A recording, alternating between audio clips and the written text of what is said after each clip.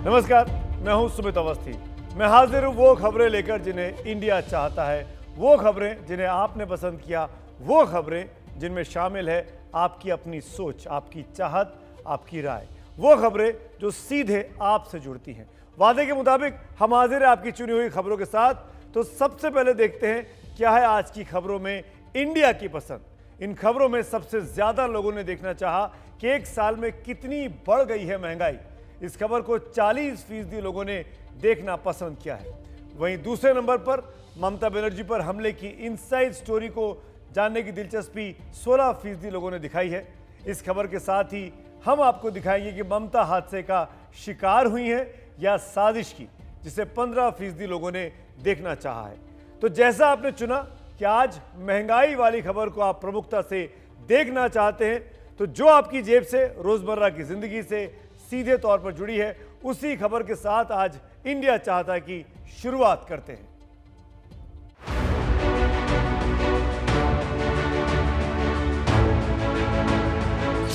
यह मुंबई के घाटकोपर में रहने वाली सुनीता अवस्थी।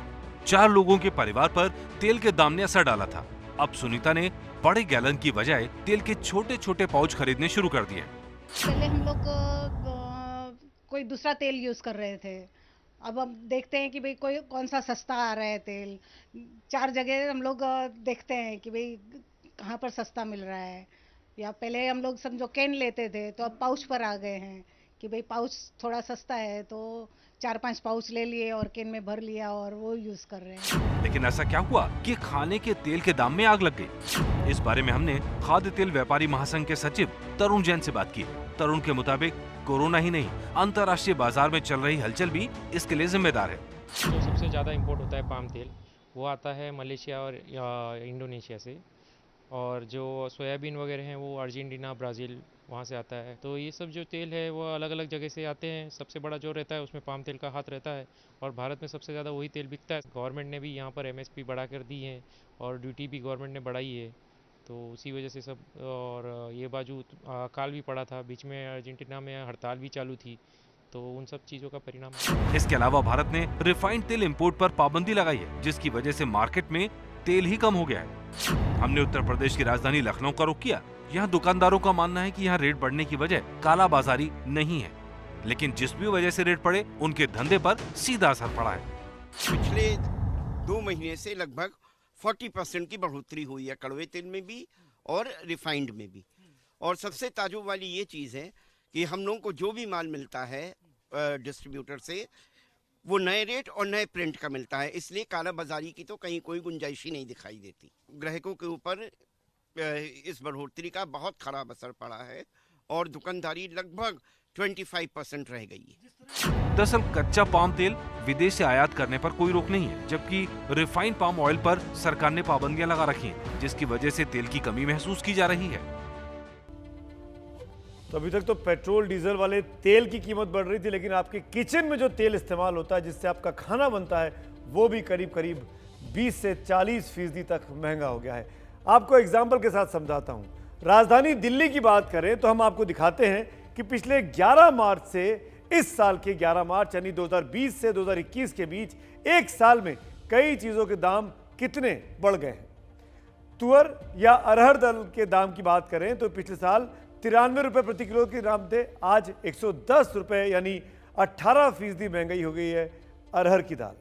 उड़द दाल की बात करें तो पिछले साल 108 रुपए प्रति किलो दाम था, जो आज 123 रुपए प्रति किलो हो चुका है, यानी करीब 14% का इजाफा। मूंग दाल को देखा जाए तो पिछले साल 104 रुपए का दाम था, जो आज 110 रुपए है, यानी करीब करीब 6% महंगी हो चुकी है आपकी मूंग की दाल। मसूर दाल पिछले साल 71 रुपए की थी, आज 80 रुपए की है, यानी 13% महंगी हो चुकी है।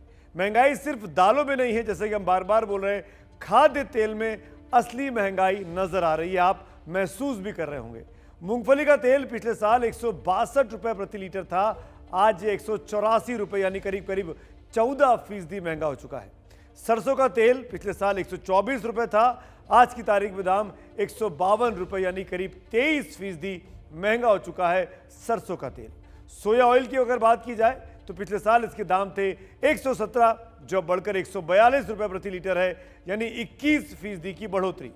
पाम ऑयल की खपत भी देश में काफ़ी होती है। पिछले साल ये दाम 102 रुपये का था प्रति लीटर, तो आज ये बिक रहा है 121 रुपये, यानी करीब करीब 19% दाम बढ़ चुके हैं। तो अब तक आप कच्चे तेल पर छाई महंगाई से ही परेशान थे, लेकिन अब खाने वाला तेल भी आपकी जेब पर भारी पड़ने लगा है। पूरे देश में लोग महंगाई से परेशान हैं। पिछले एक साल में महंगाई लगातार बढ़ रही है, लेकिन अगर सब्जी, खासतौर पर आलू प्याज की बात की जाए तो ये मौसम पर निर्भर रहने वाली चीज़ें हैं और इसकी वजह से इनके भाव लगातार घटते बढ़ते रहते हैं। अगर आज की तारीख में बात की जाए तो जयपुर में प्याज 30 से 35 रुपए प्रति किलो तक मिल रहा है, जबकि आलू का भाव 20 से 25 रुपए किलो है। बहुत कुछ फ़र्क पड़ गया सर, परसेंटेज तो मैं क्या बताऊं, बाकी आधे से भी ज़्यादा फ़र्क पड़ गया कि सब्जी में, पेट्रोल में जो रूटीन के जो खर्चे हैं वो सारे डबल हो रहे हैं। टमाटर अभी 30 से 40 बेच रहे हैं, वैसे पिछले साल इन दिनों में 20 रुपए थे। दरअसल जो कुछ बाहर से आता है वो महंगा ही पड़ता है, उसका इकोनॉमी पर बुरा असर होता ही होता है, चाहे वो कच्चा तेल हो या खाने का तेल। इसीलिए भारत को खाने वाले तेल के मामले में भी आत्मनिर्भर बनाए जाने की अब आवश्यकता महसूस हो रही है। आंकड़े देखिए, देश में प्रति व्यक्ति खाद्य तेल का इस्तेमाल होता है 19 लीटर। इसी तरह देश को 2.5 करोड़ टन खाद्य तेल की जरूरत होती है। इनमें से करीब 1 करोड़ टन खाद्य तेल का भारत में उत्पादन होता है, जबकि करीब 1.5 करोड़ टन खाद्य तेल विदेश से आयात करना पड़ता है। यानी भारत अपनी जरूरत का करीब 60% विदेश से मंगाता है। सरकार ने योजना बनाई कि 2025 तक 1.8 करोड़ टन खाद्य तेल का अतिरिक्त उत्पादन भारत में हो जाए। अगर सरकार की योजना पूरी भी हो गई तो भी 4 साल के बाद ही आपके खाने के तेल के दाम नियंत्रित हो सकते हैं। अब एक खास बात आपको बताते हैं कि इस तेल के दाम पर छाई महंगाई का चीन कनेक्शन क्या है। इसके लिए देखिए हमारे सहयोगी प्रशांत की यह खास रिपोर्ट। हमारा जो सोयाबीन का तेल अर्जेंटीना और शिकागो से आता है, वहाँ पर खराब मौसम की वजह से फसलें कुछ कमज़ोर बताई गई।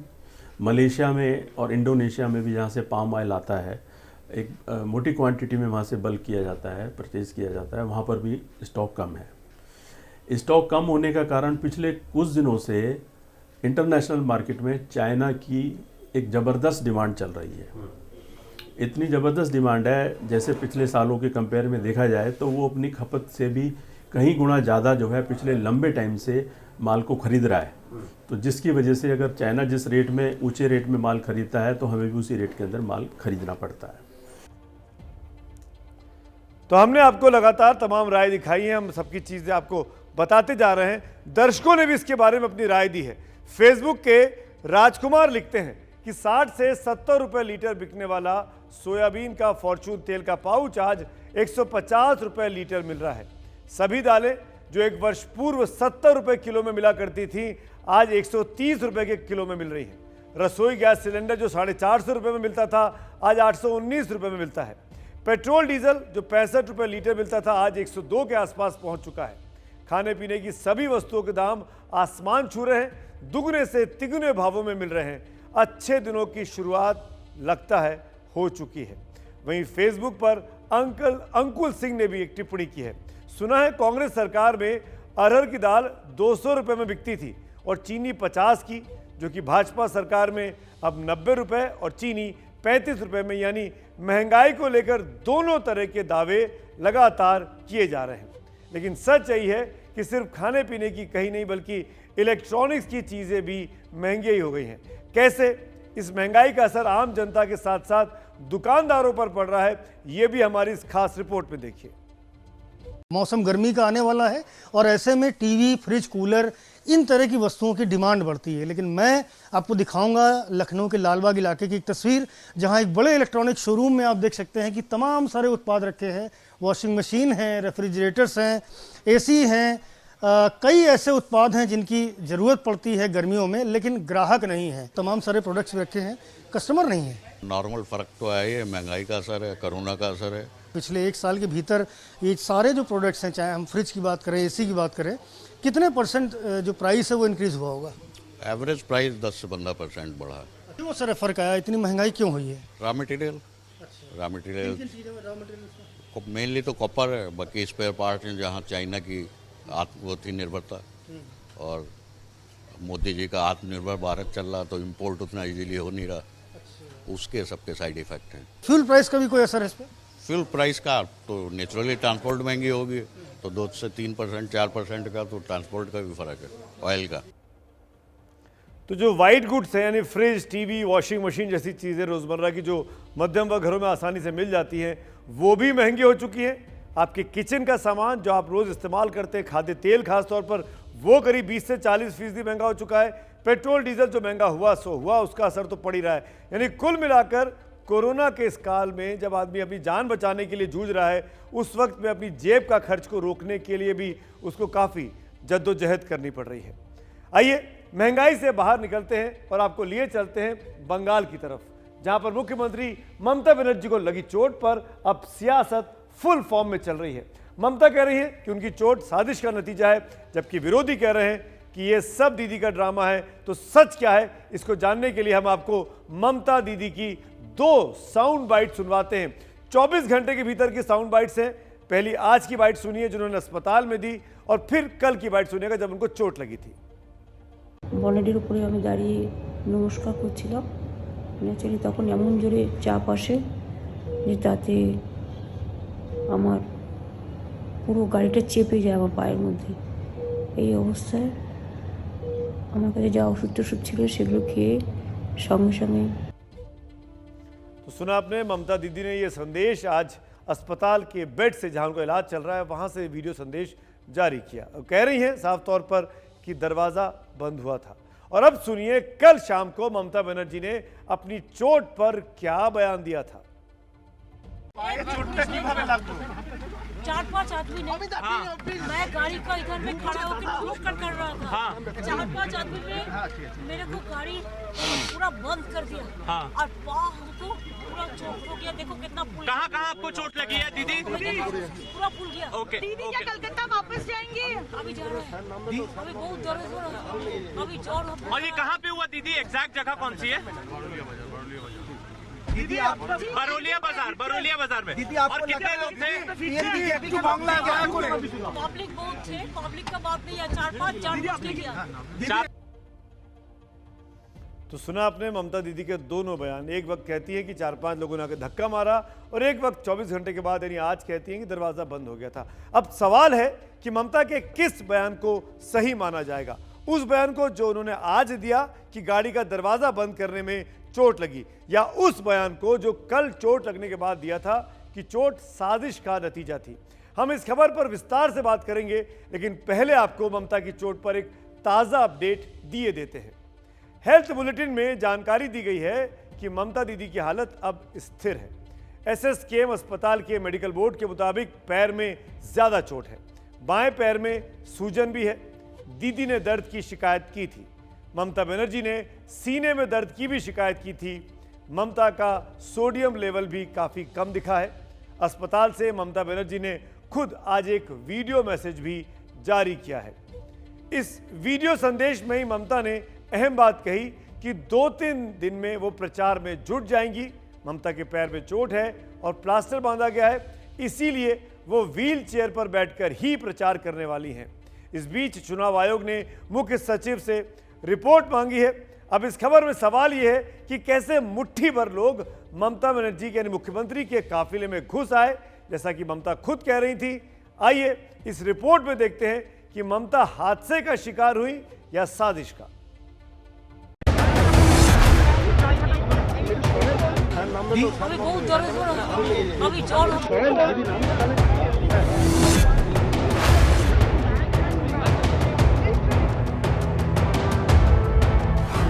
हमला আর কালকে আমার মাথা এবং চেস্টে খুব পেনও হয়েছে। এত বড় একটা চোট লাগার পরে আমার গাড়ি हादसा घिरने देखने के लिए घिर गए, उस समय उनके चोट लग गई गले में और पैर में। या फिर सियासी ड्रामा। और एक आश्चर्य की बात है कि ममता जी के साथ इतना पुलिस का लवाजमा चलता है और 4 लोग आए और घटना करके चले गए, तो बहुत दुख की बात है। ममता के साथ क्या हुआ? पश्चिम बंगाल की सियासत में ये आज का सबसे बड़ा सवाल है। तो सबसे पहले इसके 3 पहलुओं को समझ लीजिए। चोट की पहली थ्योरी, खंभे से टकराया गाड़ी का दरवाजा। ममता हमले की बात कह रही हैं, लेकिन उस वक्त मौके पर मौजूद प्रत्यक्षदर्शी का कहना है कि ममता की गाड़ी का खुला दरवाजा खंभे से टकराया, जिसके चलते उन्हें चोट लगी। কেউ কোনো ঠেলেও নি মারেও নি ডাইরেক্ট বেরিয়ে গেছে দরজার কাছে কেউ ছিল না তখন না দরজার কাছে কেউ ছিল चोट की दूसरी थ्योरी, ज्यादा भीड़ के कारण हादसा। अब जितने मुंह उतनी बातें। दीदी पर हमले को लेकर वहां मौजूद एक दूसरे प्रत्यक्षदर्शी ने कहा कि वहां भीड़ ज्यादा थी और भीड़ की अफरा तफरी में यह हादसा हो गया। देखने के लिए खड़े हुए थे मेरे लिए। दरवाजे में किसी ने धक्के देने के नहीं उस धक्के तो नहीं दिए। चोट की तीसरी थ्योरी, लोगों के बीच धक्का मुक्की।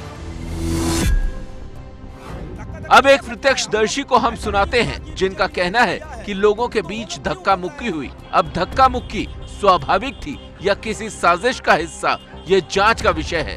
तो आप तीसरे प्रत्यक्षदर्शी को सुनिए।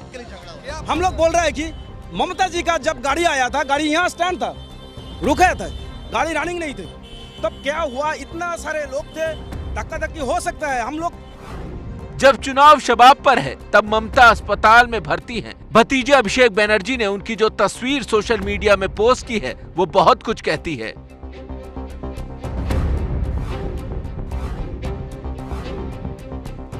ममता के पैर में प्लास्टर बंधा है। ममता के बाएं पैर के टखने की हड्डी में चोट है। पैर और दाहिने कंधे में भी चोट है। डॉक्टरों की पूरी एक टीम उनकी देखभाल में जुटी है और अगले 48 घंटे तक ममता अस्पताल में ही रहेंगी। ममता की तबीयत में सुधार है और बहुत जल्द वो अस्पताल से बाहर भी आएंगी। लेकिन पश्चिम बंगाल के चुनावों में अब दीदी पर हुआ ये कथित हमला बड़ा मुद्दा बनेगा, क्योंकि सवाल ये है कि ये हमला है या हादसा।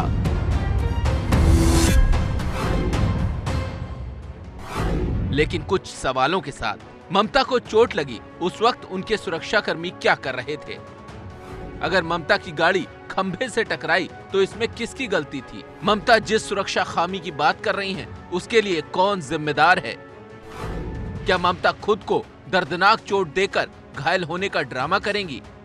पहले बीजेपी ने ड्रामा कहा, लेकिन जांच में ममता की चोट सामने आ गई और अब यही चोट चुनावी घमासान में तुरुप का इक्का बनी हुई है।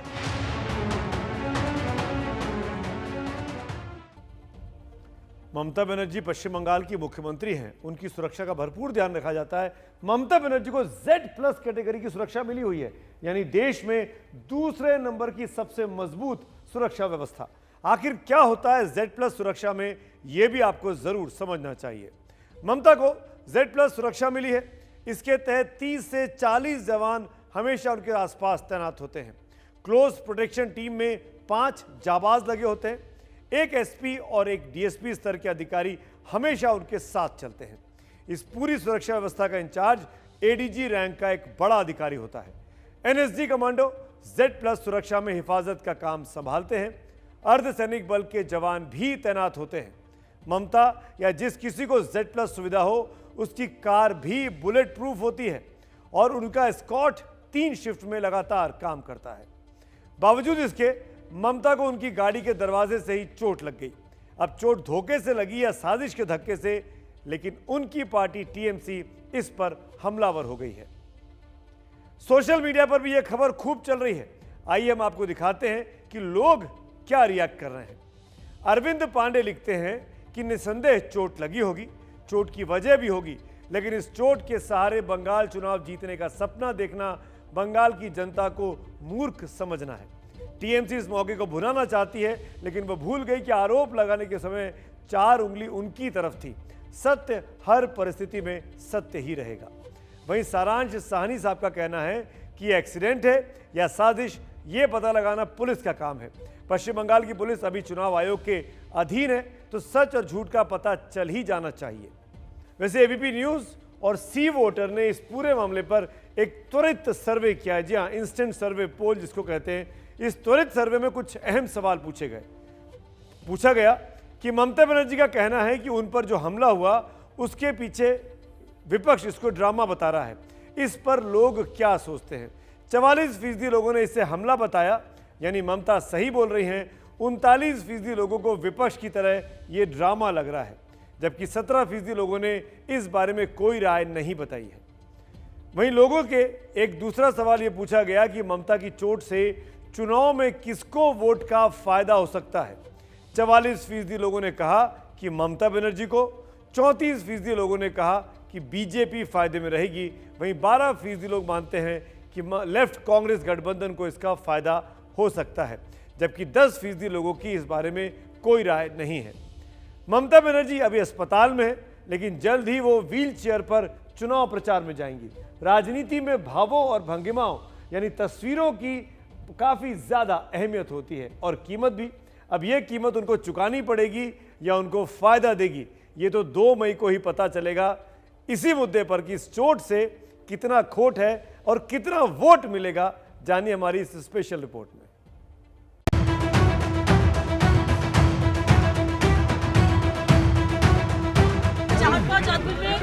मेरे को गाड़ी पूरा बंद कर दिया और पाँव तो पूरा चोट हो गया। ममता बनर्जी की बाईं टांग पर चढ़ा ये प्लास्टर उनको फिलहाल चलने नहीं देगा, लेकिन क्या इस प्लास्टर में सहानुभूति का वो पहिया लग सकता है जो वोटों को ममता के हक में दौड़ा सके? बंगाल की राजनीति में आज यही सवाल सबसे मौजूद है। हर कोई ममता को लगी चोट की तराजू पर वोट के नफे नुकसान को आंक रहा है। कोई साजिश नहीं है, कोई हमला नहीं है।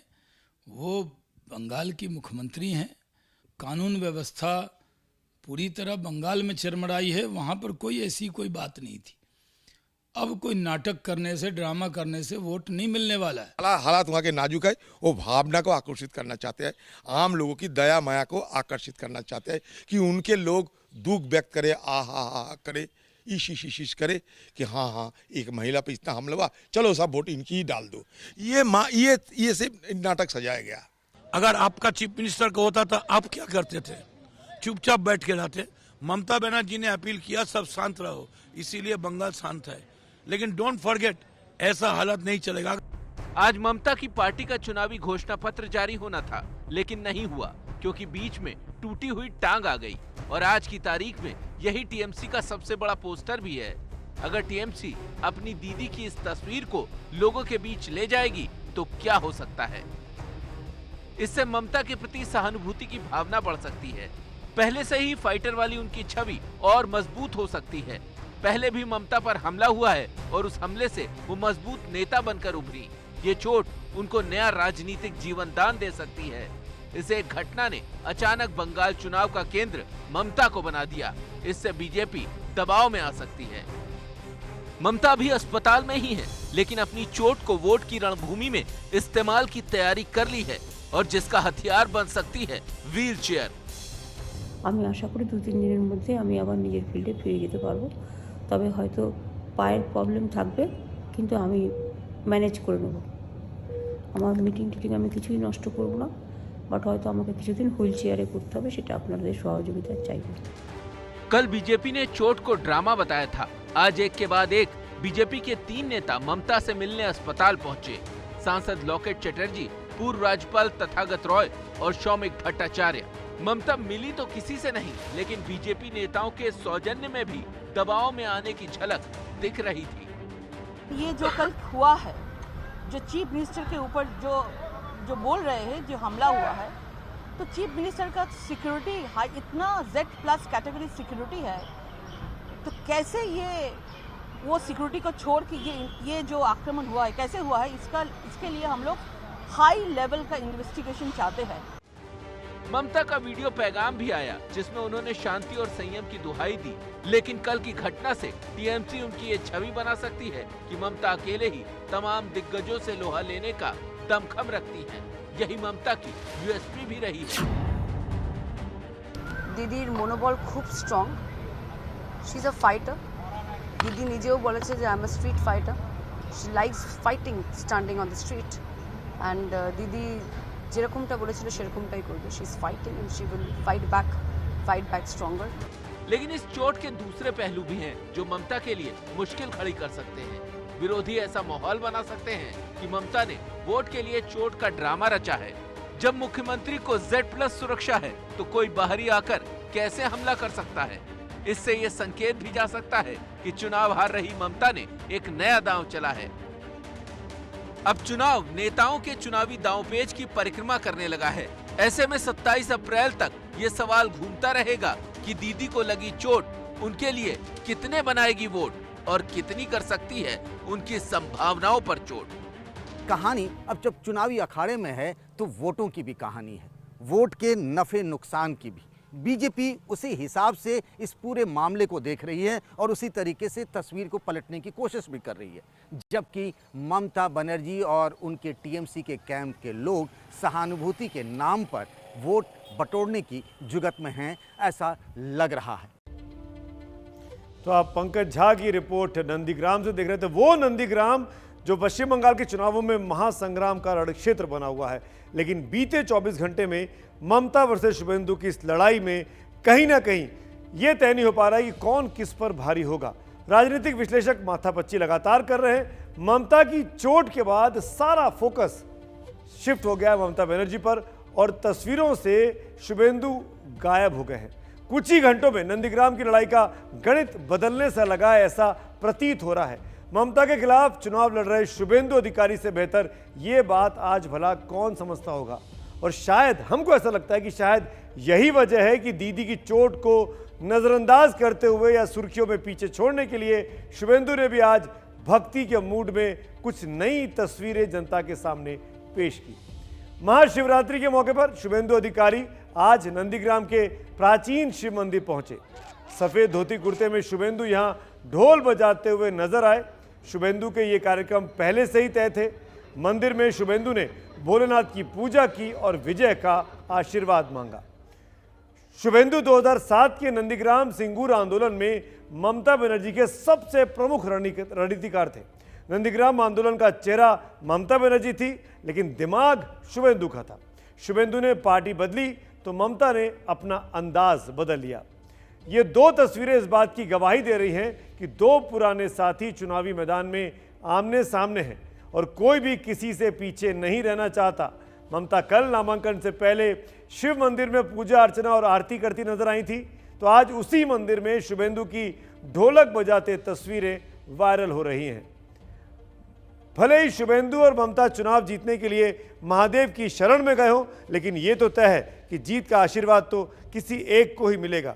ये बंगाल की बदली सियासत का ही नतीजा है कि आंदोलन की इस धरती पर जनता का दिल जीतने के लिए नेताओं को अपनी भक्ति की शक्ति दिखानी पड़ रही है।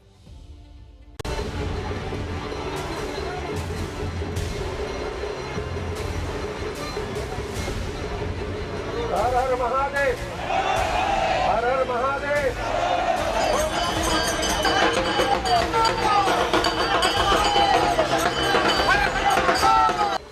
वही प्राचीन मंदिर जिसमें कल ममता बनर्जी ने पूजा पाठ की, आज उसी शिव के प्राचीन मंदिर में ममता के प्रतिद्वंदी शुभेंदु भी पूजा करने के लिए गए। आप तस्वीरों में देखिए कि धोती कुर्ता पहने एक सामान्य भक्त की तरह शुभेंदु मंदिर में गए। फिर एक शख्स को ढोल बजाते हुए देखा तो उससे ढोल ले ली और यूं बजाने लगे मानो राजनीति उनकी जिंदगी का वैसा हिस्सा है जिसका उनकी शिव भक्ति से कोई लेना देना नहीं। शुभेंदु अधिकारी यहाँ सोना चूड़ा मंदिर में भगवान शिव की आराधना कर रहे हैं। खुद पखावट लेकर के शुभेंदु अधिकारी, आज महाशिवरात्रि का दिन है, बहुत ही पावन दिन है और उनके लिए चुनौतियां भी उतनी ही मुश्किल भरी हैं, क्योंकि नंदीग्राम से उनके खिलाफ कोई और नहीं, बंगाल के मुख्यमंत्री ममता बनर्जी लड़ रही हैं और यहाँ हिंदू प्रतीकों की लड़ाई चल रही है और ये चंडी पाठ ममता बनर्जी कर रही हैं, तो भगवान शिव की आराधना करते हुए शुभेंदु अधिकारी। आज शिवरात्रि है, ऐसे में क्या भगवान शिव की भक्ति शुभेंदु को शुभ विजय की कामयाबी तक पहुंचा सकती है, या फिर ममता की टूटी हुई टांग नंदीग्राम में शुभेंदु के चुनावी पैर जमने नहीं देगी? क्या शुभेंदु अपने उस ख्वाब को पूरा कर पाएंगे जिसे वो ममता से बगावत वाले दिन से ही रट रहे हैं।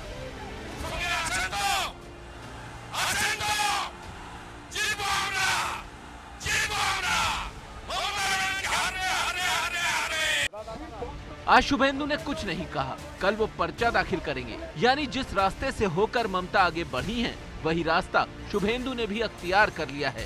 पहले मंदिर दर्शन, फिर पर्चा भरने का कार्यक्रम, लेकिन इन सब से पहले ममता ने मंच से चंडी पाठ किया था। शुभेंदु उसे वोट के लिए नाटक बताते हैं। भूल गलत, हिंदू का अपमान कर रहा है, गलत चंडी पाठ किया। कैसे गलत चंडी पाठ का? मैं ब्राह्मण बाड़ी का संतान हूँ, गलत चंडी पाठ किया। कहते हैं हिंदू लोग का अपमान करता है। और अब बीजेपी ममता की टूटी टांग को भी नाटक बता रही है। इसी नंदीग्राम में ममता आंदोलन कर रही थी तो 2007 में भी उनको चोट लगी थी। तब शुभेंदु उनके साथ थे, लेकिन अब वही सीधी टक्कर दे रहे हैं। चोट अब भी ममता को लगी है, लेकिन इंतजार कीजिए कि 1 अप्रैल को वोट का समर्थन किसको मिलता है और चोट किसको मिलती है। तो नंदीग्राम का महासंग्राम तो लगातार ये बड़ी कवरेज जेबीपी न्यूज पर आप देखते रहेंगे। इसका विश्लेषण इंडिया चाहते में होता रहेगा। लेकिन आगे बढ़ते हैं, एक और ऐसी खबर की बात करेंगे जो आपसे हमसे सीधे तौर पर जुड़ी है। जी हाँ, मैं बात कर रहा हूँ कोरोना की। एक बार फिर देश के लिए गंभीर चुनौती बनती जा रही है कोरोना की ये महामारी। आज 11 मार्च का दिन है, याद रखिएगा। कुछ इंपॉर्टेंट चीज आपको बताने वाला हूँ। अनलॉक के बाद जिस तरीके से लोग ये भूल गए कि कोरोना अभी गया नहीं है, उसी का असर है कि अब देश के सामने खतरे की घंटी फिर से बजने लगी है। हम जो आपके सामने दिखाने जा रहे हैं वो सिर्फ नंबर नहीं है, बल्कि आपकी तरफ बढ़ते हुए खतरे का एक सिग्नल है, जिसे हम सबको अभी इसी वक्त समझ लेने की बहुत ज्यादा जरूरत है। 11 मार्च को यानी आज के दिन देश भर में कोरोना के 22,854 नए मामले आए हैं। इसके पहले 25 दिसंबर 2020 के बाद ये कोरोना केस की सबसे बड़ी संख्या, यानी इतनी बड़ी संख्या में 2021 में पहली बार ये आंकड़े आए 11 मार्च को। आगे बढ़ते हैं, आंकड़े आपको कुछ और दिखाते हैं। दूसरे नंबर पर अगर हम आगे बढ़ेंगे तो दिखा पाऊंगा मैं आपको इस ग्राफिक्स में, करीब 1.8 लाख मौत हो चुकी है। चौथे नंबर पर भारत है। इस साल ये तीसरा मौका है जब नए कोरोना मरीजों की संख्या एक दिन में 20,000 के पार पहुंची है। 25 राज्यों और केंद्र शासित राज्यों में रोजाना आने वाले मरीजों की संख्या ठीक होने वालों से ज्यादा हो चुकी है। 1 मार्च से 11 मार्च तक देश भर में 1,88,000 से ज्यादा संक्रमण के केस दर्ज हुए हैं। और अगर कोरोना से हुई मौत के मामलों की तुलना करें तो 1 से 11 मार्च के बीच देश में 1148 मरीजों की मौत हो चुकी है। इसीलिए आज कोरोना को मजाक में लेने का कतई वक्त नहीं है, बल्कि वैक्सीन आने के बावजूद उससे बचाव के सारे उपाय इस्तेमाल अभी भी करने हैं। देश में हालात कैसे बिगड़ रहे हैं, पहले ये रिपोर्ट देखिए।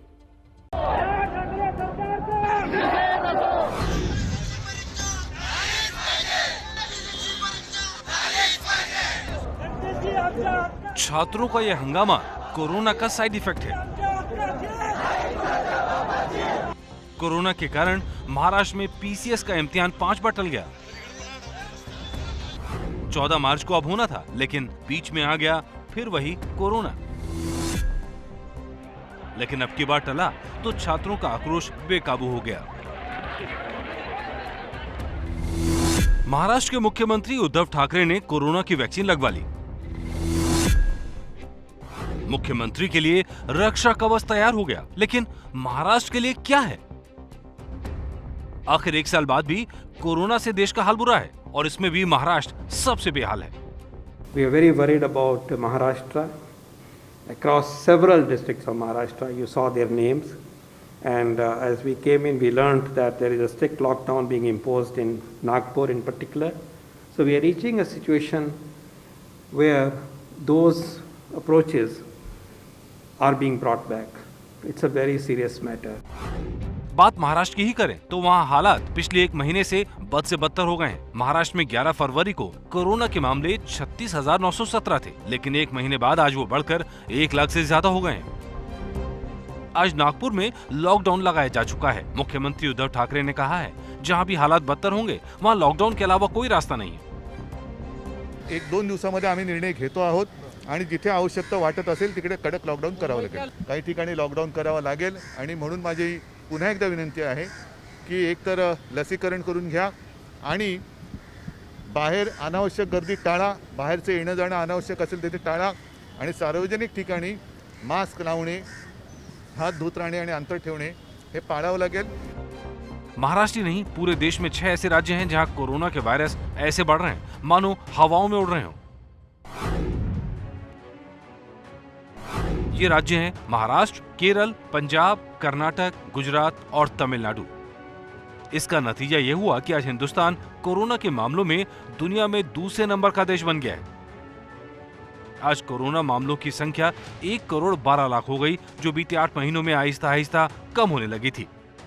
These are the 10 top districts in terms of active number of cases in the country. Pune, Nagpur, Thane, Mumbai, Bengaluru urban, Ernakulam, Amravati, Jalgaon, Nasik, Aurangabad. So you will see that out of these 10 districts, 8 are in Maharashtra, 1 is in Karnataka and 1 is in Kerala.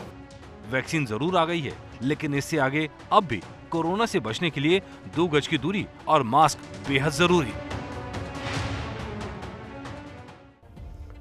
और जैसे कि मैंने पहले कहा कि आज की तारीख 11 मार्च याद रखिएगा, क्योंकि 11 मार्च 2020 वो तारीख थी जब विश्व स्वास्थ्य संगठन ने कोरोना को महामारी घोषित कर दिया था.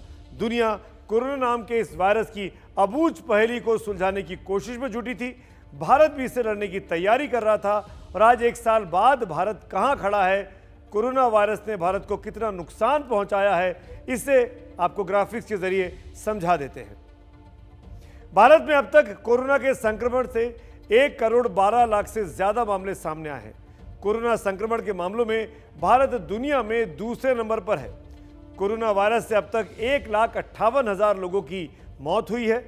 कोरोना मौतों के मामले में भारत दुनिया में चौथे नंबर का देश है. भारत में इस वक्त 1,89,000 से ज्यादा एक्टिव कोरोना केस है. भारत में जब कोरोना की एंट्री हुई थी तो चिंता इस बात की थी कि इतनी बड़ी आबादी वाला देश आखिर कोरोना का मुकाबला कैसे करेगा. लेकिन दुनिया के कई समृद्ध देशों की तुलना में भारत इसका मुकाबला मजबूती से कर रहा है. और अब बात आज के शब्द की. दरअसल आज हम जिस शब्द की बात कर रहे हैं वो सिर्फ एक शब्द ही नहीं, इस शब्द में समाई है पूरी सृष्टि.